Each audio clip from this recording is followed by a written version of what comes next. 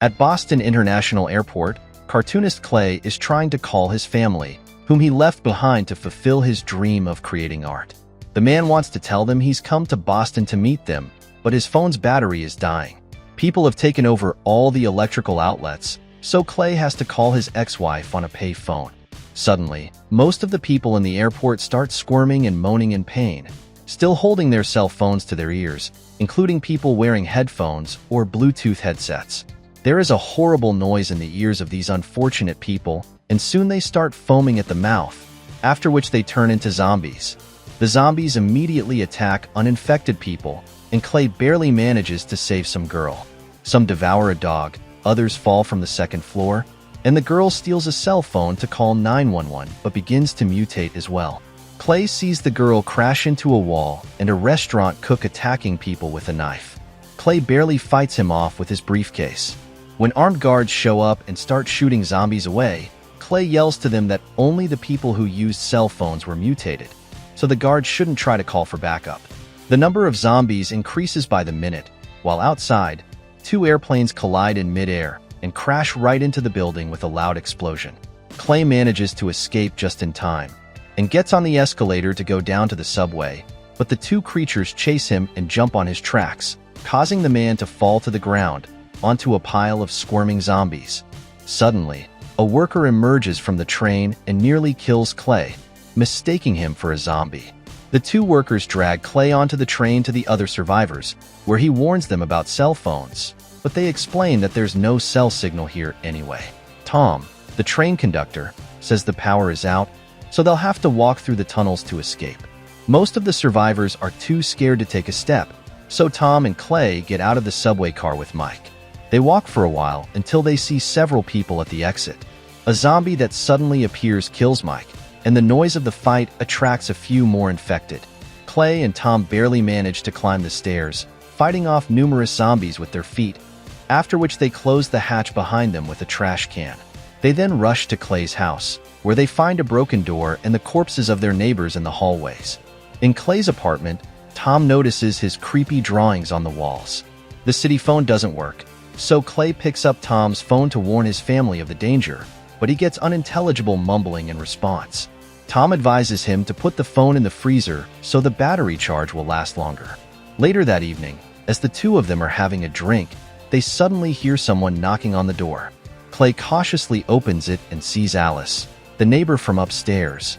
The girl has a knife in her hand and is covered in blood, but she doesn't look like a zombie, so they let her inside. A very scared Alice asks to close the blinds so they won't be seen, and explains that she had to kill her mom with her own hands when she turned into a zombie. Clay tells her to take a shower and gives her clean clothes that his ex-wife left behind. Clay then says that he'll be sure to find his family, confident that they're okay and that his son doesn't talk on the phone at all, but always texts. Tom and Alice agree to go with him after they take a little break. Tom says it's probably a terrorist attack when suddenly the phone in the freezer rings, but the survivors decide not to pick it up. In the morning, they look out the window and notice hundreds of zombies in the streets, which remind Alice of a flock of birds of prey. Grabbing a few items they can use as weapons, the trio leave the apartment and see a crowd of zombies nearby. However, the infected attack passing motorcyclists, giving the trio a chance to escape undetected. On the way, they notice a house where, judging by the sign, there should be a lot of weapons. Inside, besides a pile of bodies, the trio discovers weapons, but before they leave they notice a little boy on a swing. The boy turns out to be a zombie, so Tom immediately shoots him. This attracts a mob of zombies to the men, so the trio have to run, shooting back at their pursuers along the way. Many of the dumb zombies crash into trees and get caught in branches, but then get up and continue the pursuit. The survivors make it to the lake, where they hide under a boat. The zombies that follow suddenly stop, stare intently at the sunset, and open their mouths, emitting a horrible screech that sounds like a telephone ringtone. Then they just walk away. The trio discuss what just happened and conclude that the zombies are programmed to stop at sunset. Tom realizes that the zombies learned of their location from a boy in the front yard, which means they share a collective mind. The 3 walk all day until they hear music. It comes from the Music Academy building, where they are greeted by student Jordan and Principal Charles. The two explain that everything will be fine as long as the music is playing, while pointing to the sports field, where many zombies are lying in one big pile and music is coming from their phones and mouths.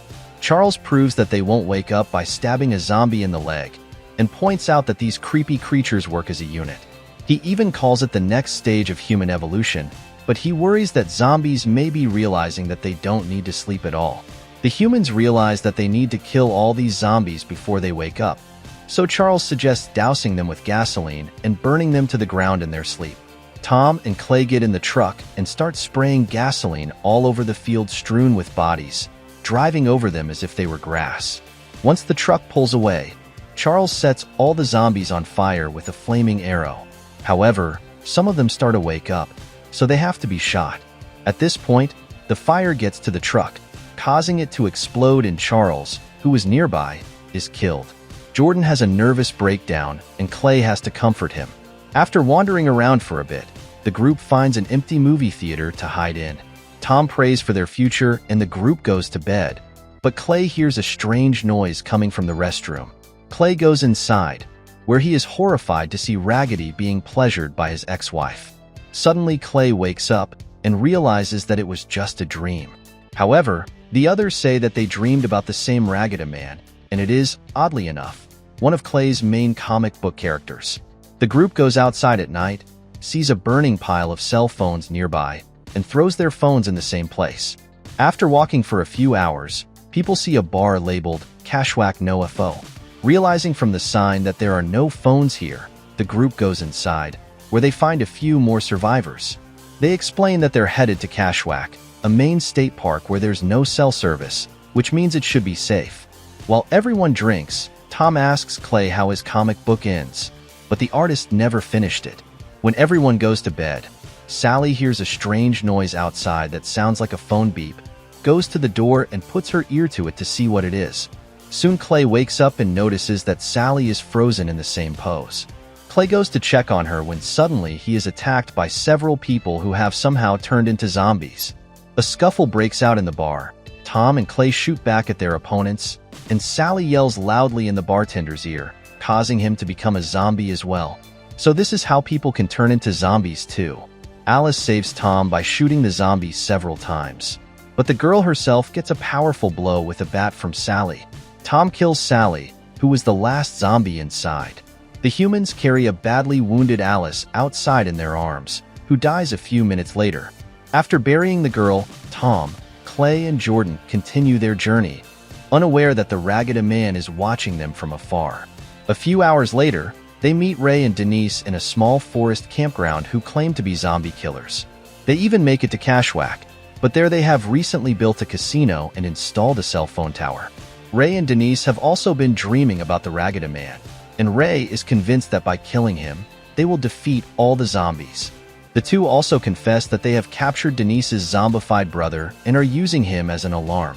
He's usually quiet, but starts to get cranky when other zombies approach them. At this point, the brother starts moving and repeating, "Come home," in the voice of Clay's son. When Clay removes the hood from the man's face, the zombie even says, "Hi, Dad," in his son's voice. So Tom shoots the infected in the head before he can communicate their location to the other zombies. An annoyed Ray drives off in his van into the woods, with Clay following him. There, Ray complains that he sees the Raggedy Man everywhere and is going crazy about it. Ray gives Clay his cell phone and tells him to call it when it's his time. He then tells Clay to stand back and suddenly detonates the explosives in his pocket. After a while, the survivors make it to Clay's house.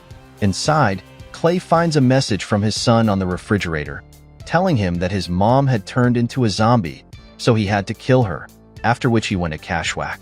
A distraught Clay smashes the furniture, after which he goes to the attic, where he is suddenly attacked by the Raggedy Man. Clay fights off his strong opponent with a board, and Tom, who appears soon after, kills him with several accurate shots.